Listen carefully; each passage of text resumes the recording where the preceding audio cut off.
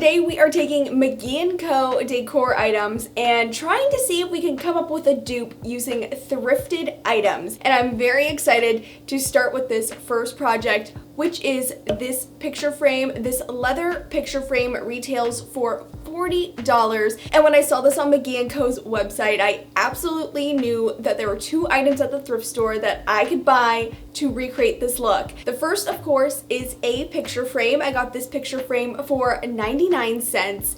And then what was gonna make this look over the top is a belt. And you can get these super cheap from the thrift store too. Mine was $1.50. This is such an easy project with a great result, so let's hop into it.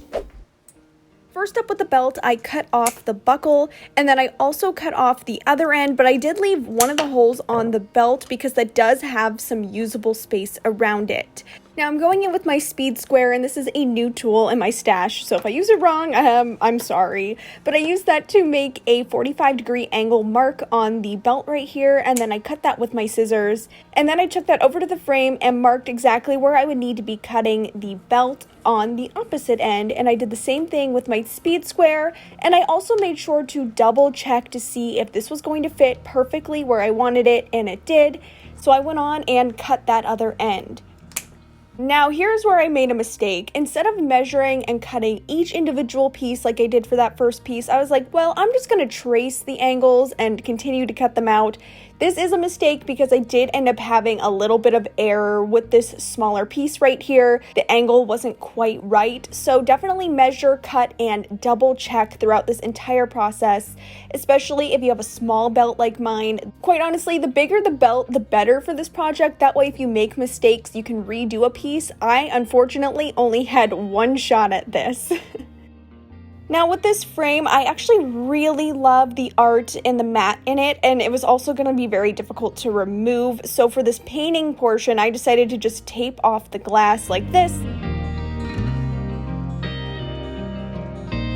And then I used a combination of this tan and kind of taupey colored paint. I got these at Joann's. I don't know the name of the color because I don't think it says it on the bottles, but it's a new brand that they carry there, and I love these two colors. And I just painted the entire frame these colors, and it wasn't quite exactly the color of the belt, but that was what I was going for.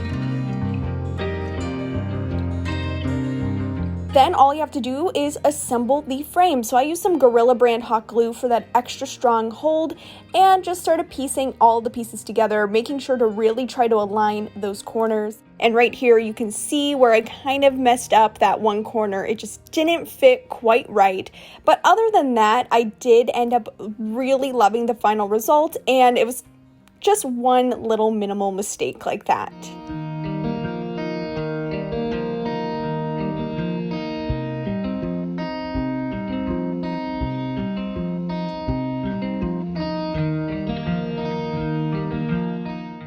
Next up, we're going to do a thrifted take on these $12 speckled taper holders. Well, $12 actually isn't that bad of a price. I knew that I could do something a lot cheaper at the thrift store because you can always find some sort of ceramic, wood, or metal style candle holder. And I found the perfect set at my Goodwill for $1.99 each. And it's going to take just a few simple steps to transform these.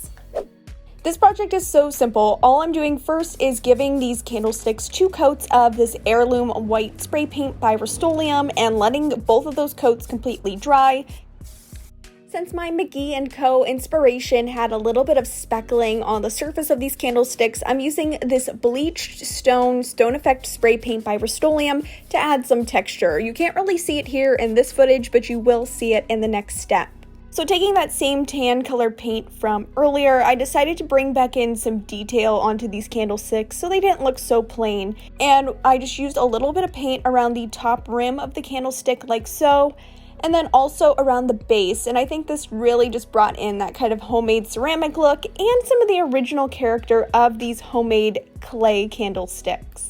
And while I'm doing this painting, I would love it if you'd go and hit that like button on this video. It really does help out my channel, tells YouTube that you guys are enjoying it so that we can reach more people and keep growing this great little DIY community.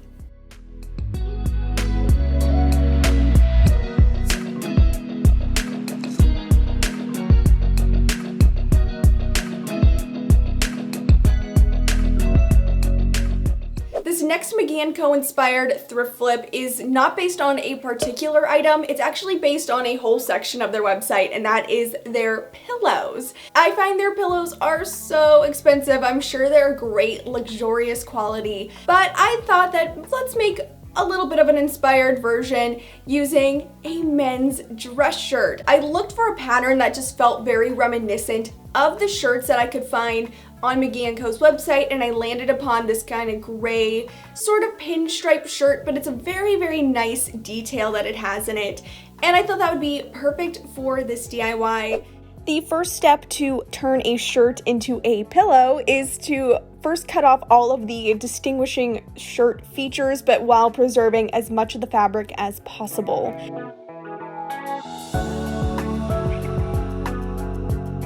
Then it's time to take both pieces of the fabric and cut them into squares. Now I decided to make my pillows 18 by 18 inches. You can do whatever size you want. So that meant I cut my shirt fabric to 19 by 19 inch squares to allow for seam allowance.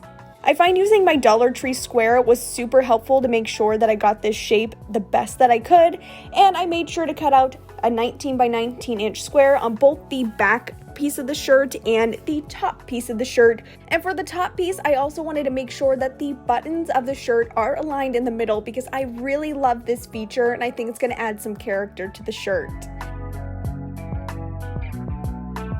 Now this shirt has a pocket, so that meant I had to do some dreaded seam ripping to remove it, but really it wasn't all that bad. Though if you can find a shirt without a pocket on it, it's way easier for this project.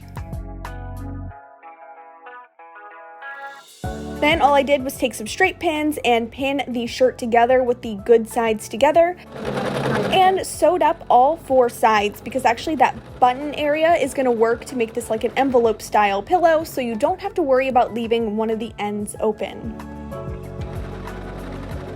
You could also change out all of the buttons on the shirt, and I almost did, but I decided I was a bit too lazy, so here is the finished result.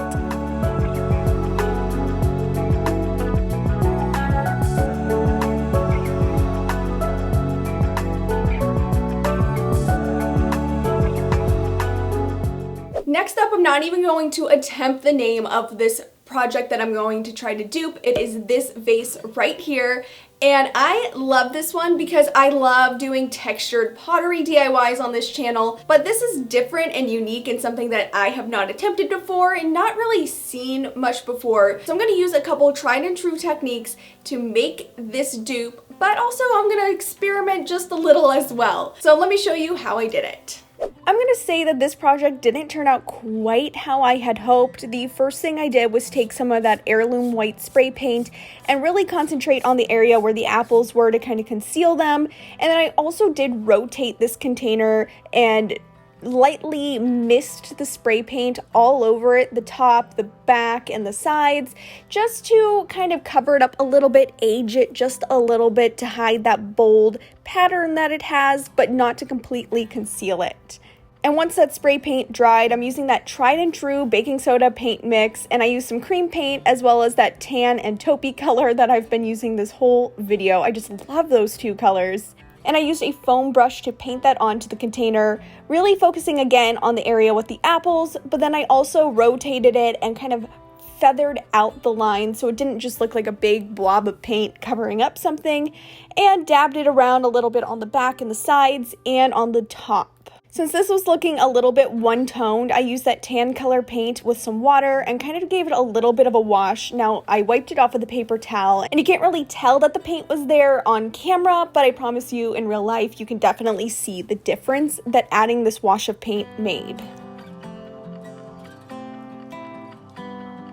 And then to further this, I noticed that the McGee Co picture, the inspiration photo, had some kind of thick, kind of white, kind of crusty bits that's really disgusting sounding. And I thought maybe if I mixed some matte Mod Podge with more of the baking soda, I could create a little bit of a paste that I can kind of dry brush on and dab on with the bristle brush and some of the spots to add in some more texture and a little bit of that kind of look of the McGee Co inspiration piece. And this did work a little bit, but I kind of wish I would have also mixed in some white paint in with that Mod Podge and baking soda mixture. I think that would have been way better, and I might go back in and do that.